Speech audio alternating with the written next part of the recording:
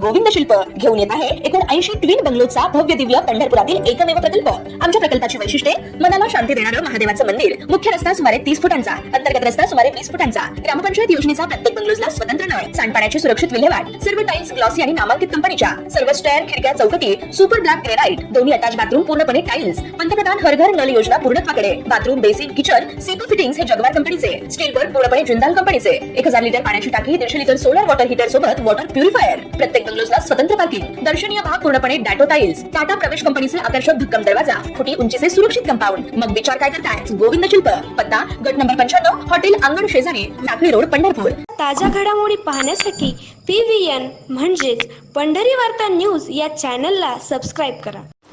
सोलापूर स्थानिक स्वराज्य संस्था मतदारसंघासाठी भाजपकडून राजेंद्र राऊत यांनी आपला उमेदवारी अर्ज काल दाखल केलाय, तर इतरही अनेक उमेदवारी अर्ज दाखल झाले असून यात काँग्रेसच्या माध्यमातून पंढरपूर नगरपालिकेचे माजी नगरसेवक आदित्य फत्तेपूरकर यांनी आपला उमेदवारी अर्ज दाखल केलाय। निवडणुकीत काहीतरी चमत्कार होणार का अशी चर्चा कालपासून सुरू झाली होती। अर्ज दाखल करताना सूचक म्हणून ज्या 10 मतदारांची नावे दिली होती त्यात पंढरपूर नगरपालिकेचे नगरसेवक व तीर्थक्षेत्र विकास आघाडीचे नेते नागेश भोसले यांच्याही नावाचा उल्लेख होता, परंतु छाननी प्रक्रियेवेळी सूचक म्हणून आपली सही नसल्याचं नागेश भोसले यांनी निदर्शनास आणून दिल्यामुळे तीर्थक्षेत्र विकास आघाडीतील दुही पुन्हा एकदा अधोरेखित झाले आहे। आज माझा उमेदवारी अर्ज सूचकाच्या एफिडेव्हिट नागेश अण्णासाहेब भोसलेंनी ऍफिडेव्हिट दिलेला आहे की मी सही केली नाही म्हणून मी उमेदवार म्हणून अर्ज भरला। त्यांना फोन करून त्यांनी मला स्वतः फोन करून मला सूचक म्हणून सही दिलेली आहे।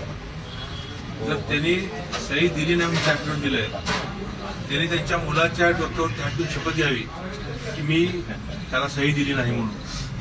मी माझ्या मुलीच्या डोक्यावर त्यातून शपथ घेऊ शकतो की त्यांनी मला सही दिली म्हणून। दोघंही पांडुरंगाच्या दारात उभा राहू आणि विठ्ठलाची मूर्तीवर हात लावून त्यांनी सांगावं की मी सही केली नाही म्हणून। मी म्हणेल ती शिक्षण बघायला तयार आहे त्यांची।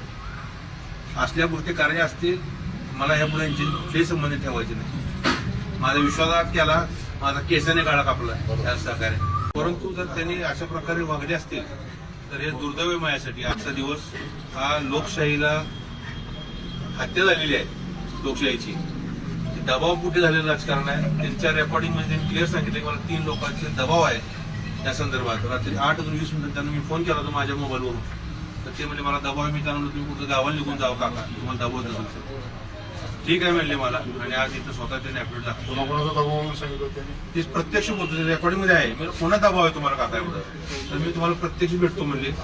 सकाळी त्यांच्याकडे मी गेलो, परंतु त्यांचा मोबाईल स्विच ऑफ, सकाळपासून घरी नाही म्हणून सांगितलं।